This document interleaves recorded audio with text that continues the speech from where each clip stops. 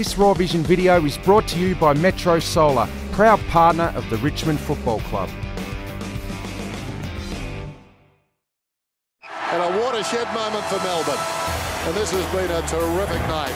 I mean, he's smart enough to read the writing on the wall. I think he went into this season knowing he had to improve the team. Let me ask you first, do you think he's the right man to coach Richmond? I'm not sure.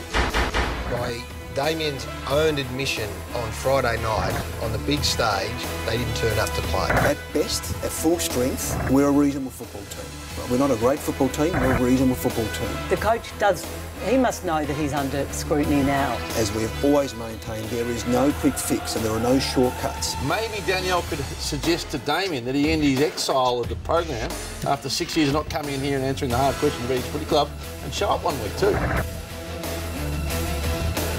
Well, he showed up tonight. His team on the verge of a third straight finals after a big 2-month turnaround. Damien Hardwick, welcome back to Footy Classified. Thanks for having me. What's taken you so long? Well, you moved to Tuesday night, which is a better time slot for me, so thank you, I appreciate that, which is great. You've had some criticism along the way, and we haven't been the only ones there along the journey. Has the criticism that you've had at different times, both last year, early in the year and this year, been justified and warranted? Well, I think in any performance industry, the criticism is justified and it's expected. You know, the fact of the matter is, various stages last year and the early stages of this year, we weren't playing anywhere near the capacity that I knew we could, and you know, our players would say the same thing. So unfortunately, when you don't perform, you expect the criticism. We're in a performance-based industry, high-end stuff, and you come into seasons knowing the blowtorch is just around the corner. That's the industry we're in. So given the success in the last couple of months and finals seem inevitable, have you done enough now to prove you're the long-term coach of Richmond? Oh, listen, what we worry about is the short term. The fact of the matter is I've got an incredibly important game this Friday night to get our players back up for, and when we had a disappointing loss for the weekend, you know, Hawthorn are playing an incredible style of footy that is very hard to stop, and watching the tapes last night, you just sit there and watch them in awe. We'll talk about the Hawks in a moment, Dimmy. What about the fact that, some of the comments we heard then, you start to the season wasn't what you wanted this year. Your start to last year wasn't what you would have liked. Your start when you first started wasn't great. I mean, what can you put that down to? I mean, all the warning signs were there. You didn't want to... all the noise over the summer was we've learned our lesson. You know, we're 3-10, 2014 start. Yet 6 games in, you're 2-4 looking down the barrel. Yeah, there's circumstances too that obviously we weren't playing anywhere near as well as I knew we could. There was a couple of parts of our game that weren't to the level that we would have liked for various reasons. There were some personnel issues that we had at the start of the year. There's always circumstances. The fact of the matter is, you know, any coach can give you those sort of answers. The reality is we didn't perform well enough at the early stages of the year. We're really disappointed with a number of our games. I thought the Melbourne game was incredibly disappointing. You know, intensity and effort is one thing you look for your players and your coaching staff to bring week in, week out.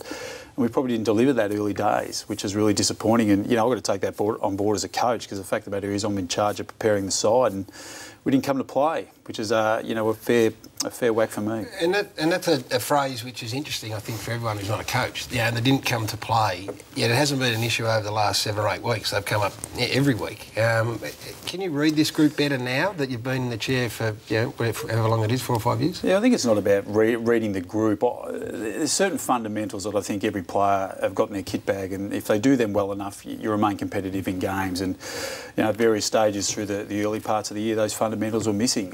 You know, some of them technique-based, some of them effort-based. You know, defensively, we knew if we weren't up to the standard, we'd get beaten. The fact of the matter is the competition is incredibly even. You look at the ladder positions, probably 1 through to 13, 14. Any side on any given day is capable of beating another. It's great for the competition, not great for the coaches. Hey Damien, we heard last year Jack Riewoldt come out and question things, and you gave him a fair whack for that. Some of us look back now and say, was there a little bit of truth to what he was trying to say? Did he get it horribly wrong? But I want to move you forward to the North Melbourne game where you got absolutely destroyed in round 6 against North Melbourne. It seemed like there was a shift there. Did you adjust things during that week? And was there any truth to what Jack said last year? Oh, look, there's probably always a degree of truth, but probably Jack is one of those guys, as we probably see this week, his emotions do get a little bit carried over at various stages, but that's why we love him as a player. The North Melbourne game is a really interesting example where we were probably... North Melbourne play incredibly quick brand of footy, so they slingshot the ball from one end to the other, and we knew if we got caught up in that style of game, we weren't going to win. The fact of the matter is we tried to play that style of game, and we don't play that way. So it went away from the plan that we had in place. We know to play against North Melbourne, you probably need to play a little bit slower at stages, control the ball a little bit more. And we had, I think in that third quarter, we had 6 horrific turnovers that we probably haven't seen that catastrophic for a period of time. And speaking of going away from a plan, I just want to go through that Basher Hooley kick, and I want to just highlight it in slow-mo. I just got it from behind the goal. I just want to ask, so I've circled the Richmond players all pointing to the young man, sorry, he slips my mind, his name, Lambert, Kane Lambert, just standing there. But Troy Chaplin's pointing, saying go there. First of all, do you think Freo set you up for this? And secondly, were you disappointed with players pointing to Lambert to kick it there? Yeah, they weren't actually pointing to Lambo. We sort of knew it was going to be a tight game. The Freo games always are. So we had, I think, 14 or 15 players on the right-hand side to Basher. And look, Basher just made a poor decision. The easy thing for a commentator, a coach, is to look at that last mistake. You know, we had 18 shots on goal, 28 shots on goal, I should say, and we had some incredibly easy misses. And, it's easy to look at the last mistake from Basher there, but the fact of the matter is we had shots on goal we should have hit. Red Bartlett tweeted that Richmond hit the post more times than since 1924. All that is absolutely true, but he made the wrong call, and he will live with it. Just on Jack Riewoldt, and then I'm going to hand over to Cara because she's got plenty for you. Charismatic figure who we're all drawn to, and you would be as a coach, and has just been outstanding this year. And these were the scenes after the game. The emotion was obvious. I mean, my question would be, I thought Ivan Maric was outstanding here. Grabbed him. That was about, I was at the game, that's when I saw it. So, and there's Basher Hooley on squatting down. Now, do you know whether it was directed, the frustration towards him particularly? Oh, look, I think it was frustration overall. It was a gut-wrenching loss. I haven't felt that way. Looking back my own career to a preliminary final loss where we lost to Carlton, where you felt like you were probably the better side. We spoke to our players about it on Monday. The finality of us with the preliminary finals, we didn't get another chance. The fortunate thing we are at the moment, we learn from that mistake, we move on, we get another opportunity against a formidable outfit this week. So I love the passion that our players show, our fans love it, they thrive off it. It just goes to show how much they care. And look, sometimes you wish it wouldn't be so public, but the fact of the matter is, I love it for my boys to show the fact that they actually really care about a loss that we shouldn't have had. So the night Brendan came on Classified, he said that Richmond are a good team, but they're by no means a great team. And he was managing expectations clearly that night at a time when things were not looking great. Is Richmond a better team since that night? Is this team a great team? Can it be a great team this year? I think they can be a great team. Whether it's this year, the year after, or the year after that, we'll soon find out. All we worry about now is how the style of football we're playing at the moment. It's pretty good. Look, there's certainly some areas of our game I feel we can improve, but from our point of view, we're playing a good, sustainable brand of footy that, one, keeps us in games, and two, has allowed us to win a lot of games. So we've got some talent that's certainly improved. We've certainly got some talent in the lower ranks of our development side that are coming through well, that are incredibly exciting. So we think we're reasonably placed. We can always get better, though. And are you very well placed at the end of the year? Because, you seem to have a lot of room, and you didn't do a lot at the end of last season.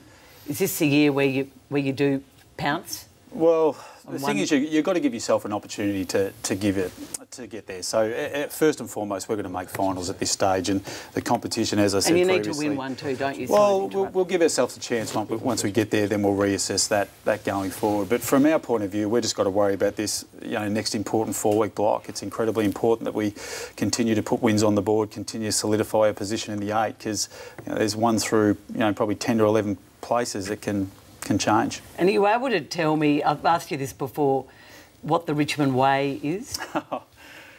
I think most sides have a criteria that they play with both on and off the field, if that makes sense, and we're probably not dissimilar to that. So our players know the expectation when they come to our football club, what those traits are, how they're expected to behave both on and off the field. And our leaders have really grabbed it and driven it, and I think it's starting to prove dividends. It is something that our players are striving for, to be known that, listen, this is what Richmond do, this is how Richmond play. I think the great sides have shown that. We knew how Brisbane played when we were coming through. The fact of the matter is they were that good, they were impossible to stop. All the great sides, what they're doing. Trying to stop them is another equation. To Caro's point, come finals time, the pressure's going to be on to win one. There's a perception that you need to win a final for it to be a successful year. Brendan Delidio took offence when Matthew Lloyd put that to him on the Sunday Footy Show and said that a finals appearance would be a tick. You're a high achiever. I would suspect that it'll be a failure year for you if you don't win a final. Yeah, it's a failure to me if you don't win a flag every year. Unfortunately, that's the sort of thing where most coaches. In reality, that's the expectation of the footy world, and I guess of your footy club, isn't it? Yeah, the expectation for us in the short term is to get to the finals. You've got to give yourself a chance. Once you get there, you're 1 in 8. From that, then we reassess and we reconfigure. Circumstances can change on a week-to-week basis. You might have personnel coming back. You might lose personnel along the way. Our biggest consistency battle at the moment is our next 4 weeks. But does last year still burn? Was it embarrassing? Absolutely, absolutely. It was embarrassing. The game was over in 15 minutes. I remember there was a supporter in front of me that turned around and said, "I'm going home," and I thought, I wish I could go as well. Yeah, it was sort of all over within 15 minutes. And the fact of the matter is, you look at it, and we didn't play anywhere near well enough on that day. We were very, very poor. Port Adelaide were great, but the fact of the matter is, we played 8 probably elimination finals prior to that. Hey, Dimmer, from moving forward, I know you're only concerned about this year, but it's been suggested you had a go for Daniel Hanbury. You were interested in Hanbury. He signed on. Dangerfield looks like could go to Geelong. Treloar looks like he might sign at Collingwood. Are you in the hunt for a Motlop or an extra midfielder type moving forward for next year? We're certainly in the market to improve our list, and the great thing about it is we've got a fantastic department there, and Dan Richardson, Blair Hartley, Francis Jackson that are doing all they can to make that happen. And I put my trust in those people that are going to bring touch wood some good players to our footy club over the not too distant future. What do you say to Adam Goodes tonight, Damien? Yeah, I was thinking about this on the way in. It's an incredibly sad set of circumstances. Like he's a player. It's funny, I've played against him for a long period of time, and now I've coached against him, and he's certainly a player that I still worry about as a coach at the age of, what would he be, 36 maybe?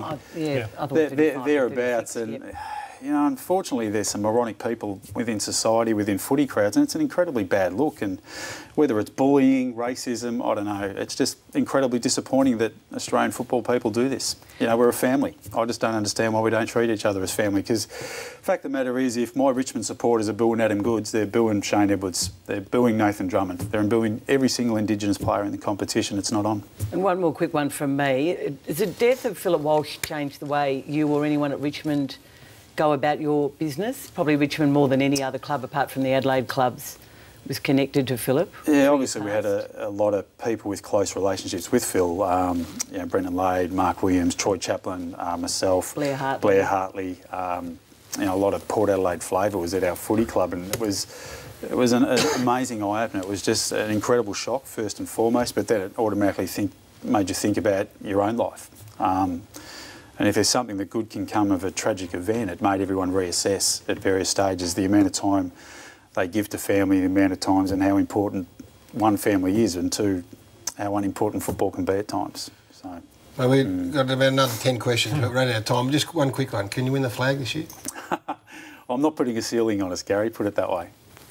Well, heartening for Richmond supporters that you still give yourself a chance. Thanks for coming in. Been a long time, and you're welcome back anytime, Damien. Thanks, guys. Damien Hardwick, the Richmond coach, joining us on the special Tuesday night edition of Footy Classified.